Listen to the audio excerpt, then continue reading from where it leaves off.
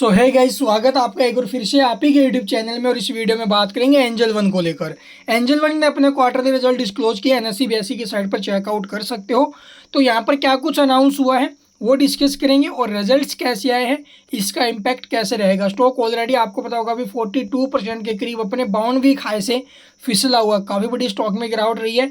और यहाँ पर गिरावट क्यों आई है इसके ऊपर मैं ऑलरेडी वीडियो बना चुका हूँ। और ये जो गिरावट है वो लॉन्ग टर्म के लिए सही है या फिर नहीं है, उसके ऊपर भी चर्चा कर चुके हैं। तो चलिए देखते हैं इसके consolidated statement. All figure in rupees million में दे रखा है भाई, करोड़ में कन्वर्ट करेंगे। यहाँ पर आपको क्वार्टर एंडेड और यहाँ पर आपको ईयर एंडेड रिजल्ट्स देखने को मिलेंगे। ये करंट क्वार्टर है, ये प्रीवियस और प्रीवियस ईयर का सेम क्वार्टर।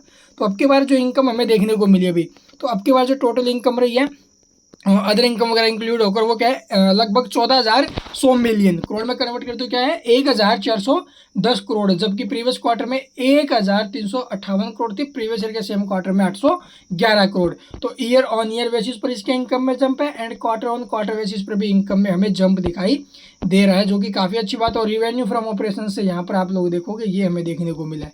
ठीक है, तो चलिए अब आपको दिखाते हैं इसके एक्सपेंस, यानी जो खर्चे किए हैं भाई। तो खर्चे कैसे रहे हैं, अब की बार 1,013 करोड़ के, प्रीवियस में 899 करोड़ थे। प्रीवियस ईयर के सेम क्वार्टर में लगभग 514 करोड़। तो एक्सपेंस आप लोग देखोगे ईयर ऑन ईयर बेसिस पर डबल हुए हैं, but quarter on quarter basis पर भी इंक्रीज हुए इसके। ठीक है, और वहीं आप लोग देखोगे अब की बार जो रिवेन्यू एक्सपेंस है तो फिर ज़्यादा है, मतलब कंपनी ने फिर से प्रॉफिट बनाया है। लेकिन कितना, चलिए देखते हैं। Net profit for the period अगर बात करें तो अब की बार जो प्रॉफिट है 292 करोड़ का है, जबकि प्रीवियस में 339 करोड़ का प्रॉफिट था। तो प्रीवियस के मुकाबले जो एक्सपेंस है वो आप लोग देखो थोड़े इंक्रीज हो ज़्यादा हुए हैं भाई। ठीक है, इस वजह से थोड़ा सा नेगेटिव इम्पैक्ट आया है क्वार्टर ऑन क्वार्टर बेसिस पर प्रॉफिट्स में डिक्लाइन।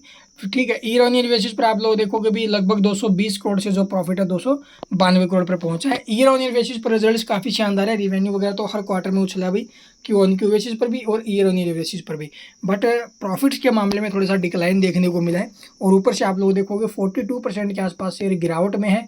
और इसके अंदर गिरावट के पीछे का मेनली रीज़न क्या है, सेबी की तरफ से न्यू रूल लेकर आना, उसके बाद आप लोग एनएससी का सर्कुलर, फिर आप लोग देखोगे भी थोड़ा बहुत अभी ये फ्यूचर ऑप्शन के ऊपर जो न्यू रूल है और लेकर आने की जो अभी अनाउंसमेंट होना। तो इस वजह से इसके बिजनेस के ऊपर बहुत ज़्यादा इम्पैक्ट है। तो इसी वजह से स्टॉक ऊपर से फिसला है भाई। और ये आपको इसके बाद प्रॉफिट्स में भी देखने को मिल गया होगा।